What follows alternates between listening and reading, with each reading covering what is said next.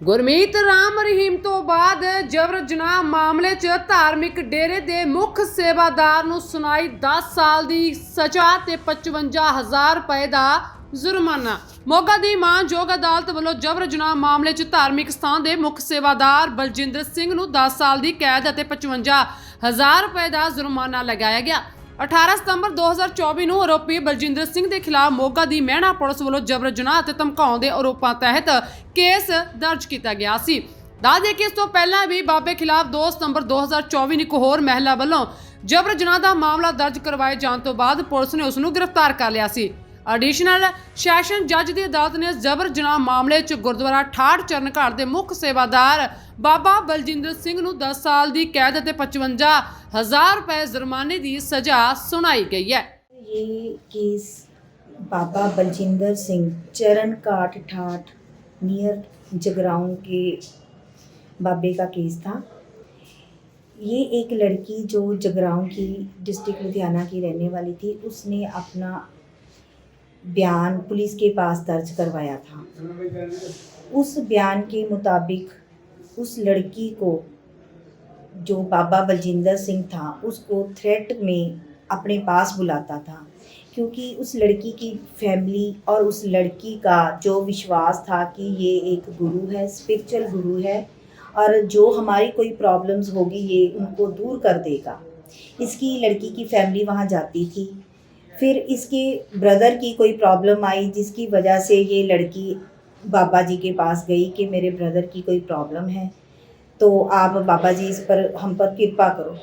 लेकिन ये बाबा बलजिंदर सिंह ने उस लड़की के विश्वास को तोड़ा और उसको अपने अनड्यू इन्फ्लुएंस में लिया और उसको बोला कि तुम्हारे भाई को अगर ठीक करना है तो किसी जगह पर मेरे साथ जाना पड़ेगा, वहाँ पर जाकर हम पाठ पूजा करेंगे जिससे तुम्हारा भाई ठीक हो जाएगा। ये उसी लड़की विश्वास से के साथ उसके साथ चली गई और वहाँ ये जो बाबा बलजिंदर सिंह एक्यूज़्ड है उसको एक होटल में लेके गया।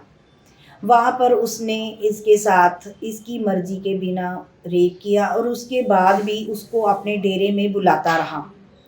इस जो डेरे में बुलाता था, इसकी एक वीडियो भी थी जो हमने कोर्ट में उसको दिखाई, जिसमें ये बाबा उस लड़की को अपने डेरे में बुलाता है और उसके साथ उसने गलत काम किया और उसको धमकी दी कि अगर तुम किसी को ये बात बताओगी तो मैं तुम्हारी फैमिली को और तुमको जान से मार दूंगा। और इसी वजह से वो लड़की अंडर थ्रेट बाबा जो अक्यूज़्ड है उसकी कंपनी उसको मजबूरन करनी पड़ी। लेकिन जब इस बाबे पर एक और पर्चा दर्ज हुआ लुधियाना में, तो वो उसकी कस्टडी में जब बाबा था तो लड़की को मौका मिल गया। उसने अपनी आवाज़ जो अपने बताना चाहती थी उसने पुलिस के पास अपना बयान दर्ज करवाया, जिस पर जो मुकदमा है प्रेजेंट वो दर्ज हुआ। और उसके बाद उस लड़की ने अदालत में आकर भी अपनी गवाही दी बाबे के खिलाफ, और उस गवाही को मद्देनज़र रखते हुए और हालात के जो केस के सारे हालात थे उसके करते हुए जज साहब ने, मानयोग श्री बिशन स्वरूप जज साहब ने, उन्होंने दोषी को 376 आईपीसी की धारा में 50,000 रुपये जुर्माना और 10 साल की सज़ा सुनाई, और धारा 506 आईपीसी में 2 साल की सज़ा और 5,000 रुपये जुर्माना की सज़ा सुनाई है। दोषी की जो बेल एप्लीकेशन थी वो भी हमने बहुत कंटेस्ट की, अपोज़ की, जिससे मानयोग अदालत की तरफ से उसको बेल भी नहीं मिली।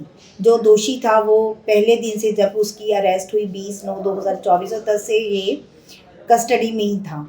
अब मानयोग अदालत ने भी एक जो जुर्म है उसको दोषी को सज़ा दे के ये एक इंसाफ लड़की को दिलाया कि जो बाबे इस तरह स्पिरिचुअल होकर लड़कियों के साथ गलत काम करते हैं उनको सज़ा मिलनी चाहिए। और ये एक जज साहब की तरफ से एक आम सोसाइटी की को भी एक इनाम ही है, गिफ्ट है, कि जो बाबे हैं, जो अंधविश्वास से हम बाबे के पास लोग जाते हैं और जो ये गलत काम करते हैं तो उनको सज़ा ही मिलनी चाहिए। बड़ी जल्दी फैसला सुना दिया इस केस में, क्योंकि अभी 1 सवा साल ही हुआ है। देखो, जब किसी केस में देरी तब होती है जब विटनेसेस आके गवाही नहीं देते। इस केस में जो प्रोसिक्यूट्रिक्स थी उसने भी पहले पहले आकर ही गवाही दे दी।